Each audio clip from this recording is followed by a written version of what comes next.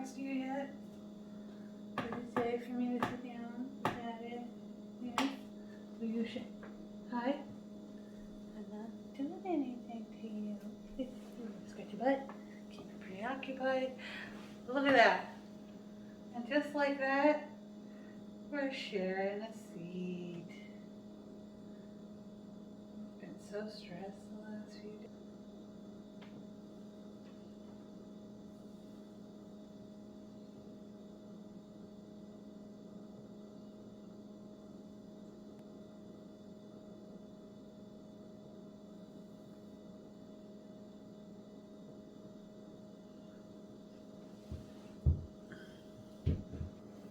Hey, welcome back to Haven's Handiworks. This week's episode is going to be first of a 4-part series on how to build a hydroponic planter slash fountain. There we go.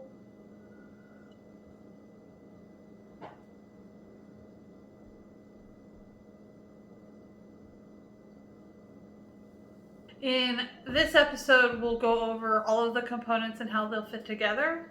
In the next episode, we'll do most of the labor and the assembly.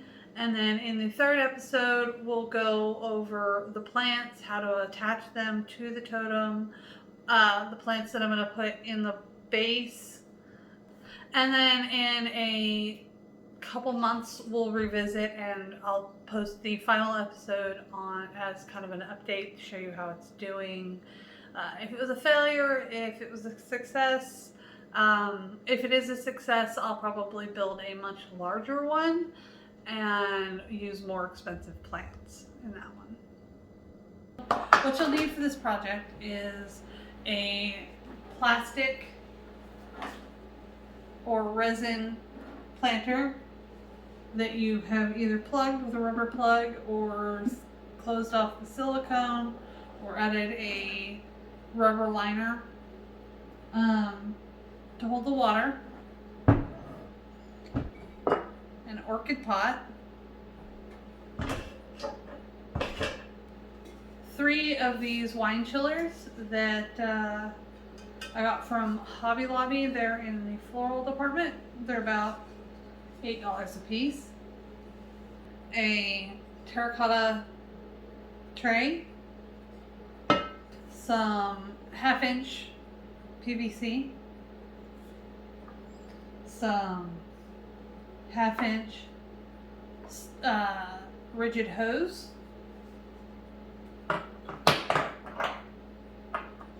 these 1/2-inch male and female threaded couplings, whatever you want to call them. These barbed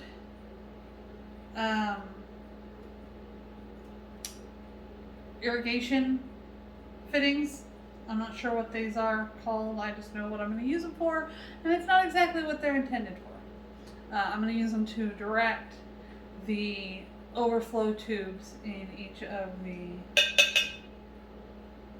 totem pieces. A hole saw bit in the appropriate size. This is not the right size, so I'm gonna have to make do. I actually had 2 of these, this one for the small holes, and one for the large holes in the center, and it seems to have disappeared. So I'm gonna make do with the small hole, and I'm gonna expand the holes to the appropriate size with a Dremel and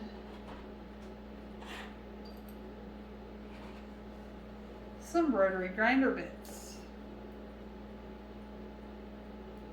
You'll also need at least one of these pots will use at least 2/3 of a bag of moss. So you'll need at least 2 bags of moss.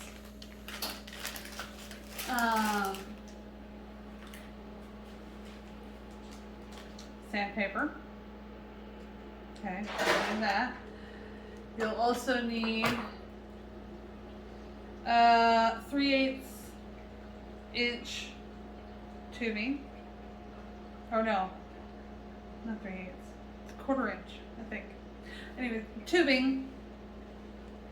It's got to fit your plumbing piece that goes with your fountain pump, and it has to be able to pass through your tube unimpeded, right?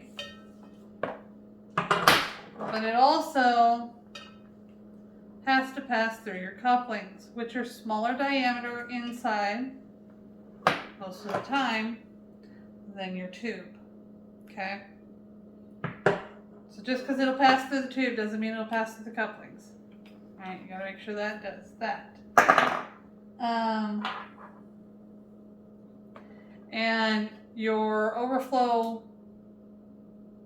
fitting, bottom of your overflow, has to fit into your rigid tube. You may need a heat gun to expand, or you can force it through. Heat gun would probably work better.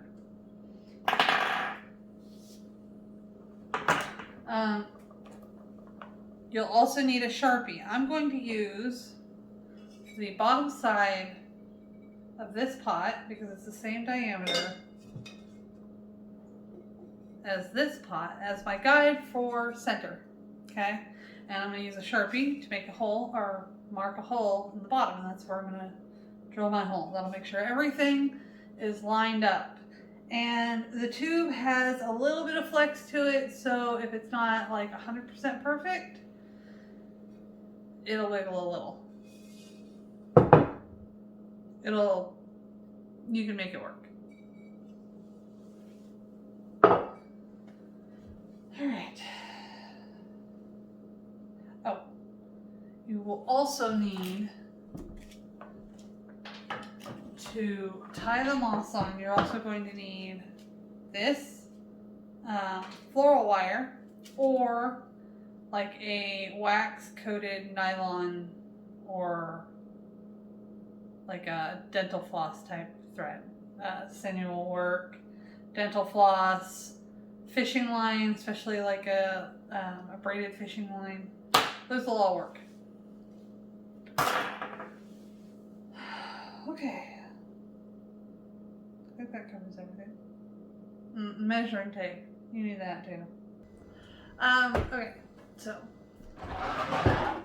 first we're going to start with this kind of Allen Roth plastic planter, or resin planter. I went with resin because I really wanted something that was going to hold the water in, and this one has like a little plug in the bottom, and that plug can come out, but for the purposes of this build, I'm going to just silicone that little rubber plug in place, so it'll never come out.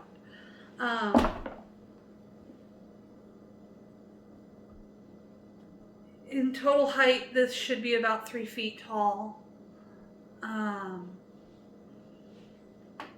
It's going to have a, well, I'll just show you, hold on. So it comes with this little false bottom, I guess you would call it, a drain mat, whatever. I'm going to use this. So this will go in there, into the bottom. Let me change the camera angle.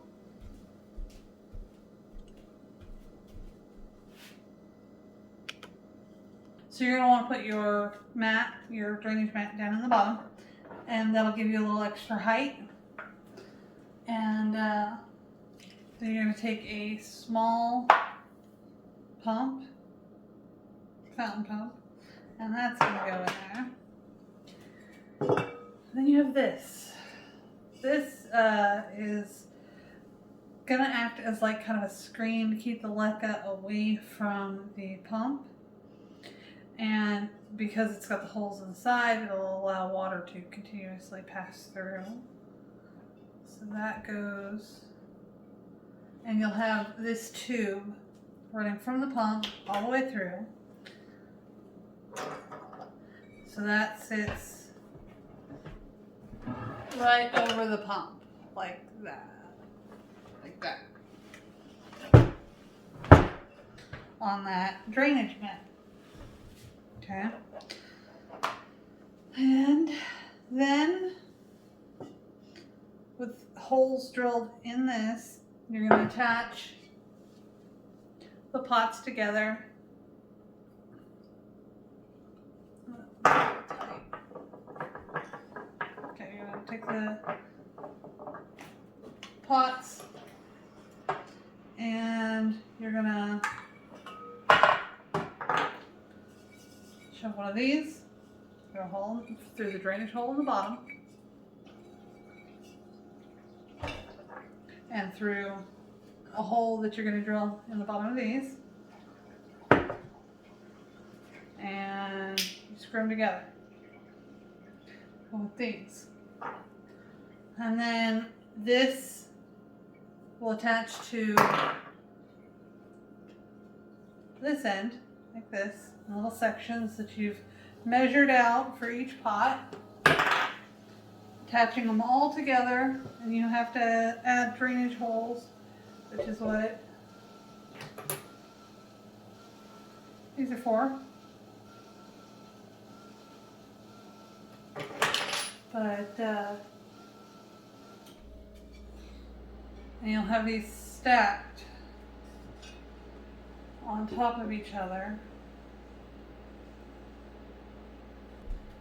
So your water's going to pump up through all of these through a central spout. And at the very top, we're going to add this plate, and we're going to drill some holes in it. And I'm going to add a second, our fourth little pot to act as a reservoir and an overflow. And that's where we're going to add our mister. And it'll overflow, and I'm not going to show you that pot right now because that one's kind of like, I just don't want to show you it. It's a surprise. So the water will overflow that pot, go into this little tray with holes, and overflow into this pot, which will have an overflow tube inside that connects it to the next overflow chamber. And so what will happen is the water will fill up to about right here and then go into an overflow tube, down into the next pot, fill up into an overflow tube, down into the next pot, fill up and into an overflow tube. And because terracotta is porous, the water that's pumping continuously through this and into the overflow tubes will seep out very slowly out of this. And your epiphytic plants, which is what I'm putting mostly in this, will cling on to that slow moisture wicking surface and attach its roots to it, and it'll get water that way. To kind of help them though retain some of that moisture, because that's not always quite enough, especially when you're first attaching them. We're going to cover the tubes in green moss all the way around. So yeah. The whole design on this came from a couple of things. One was I saw the Terra planter online and I thought it was a beautiful idea, but I'm a little wary of Kickstarter programs, not because I don't think it could be a great tool, but sometimes the products just never come to fruition, or they're not anything like they were originally advertised. So I like the concept of the wicking terracotta. It's something that I was familiar with Chia Pets, and you see it done in the tropics with plants like Epiphyts in little bowls of water. And I wanted to see how I could make it work in a regular home setting and have it meet multiple functions. I also needed a humidifier that wasn't going to act up on my hard tap water because my water is really, really hard. There's a lot of limestone on our property and it leaches into the well. So there's a lot of calcium carbonate in that limestone. You can kind of see it. It builds up on this.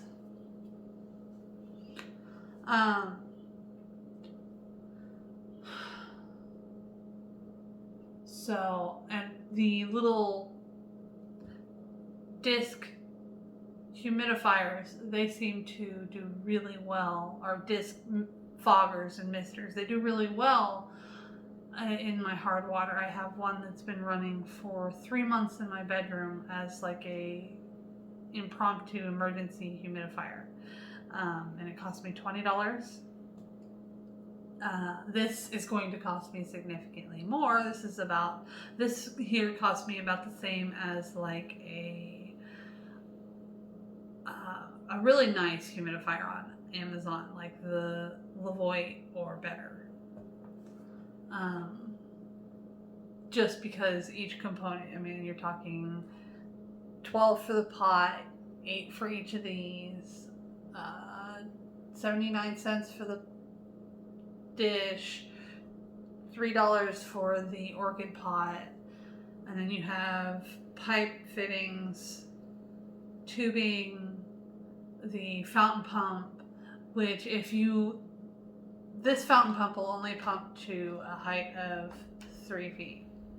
If you want to move more water than that, like you have a larger basin and you have a taller tower, you need a much larger water pump. It's got to be able to move a larger volume at a greater height. So eventually I do want to build a much larger one, like a 6 foot tall one, and put maybe some more expensive orchids or some more expensive anthuriums on it. So yeah, thanks for watching. I hope you come back and watch the next episode where we get started building on this. Bye. Oh, and don't forget to like, subscribe, comment, all of that stuff. Share it so people can see it. Bye.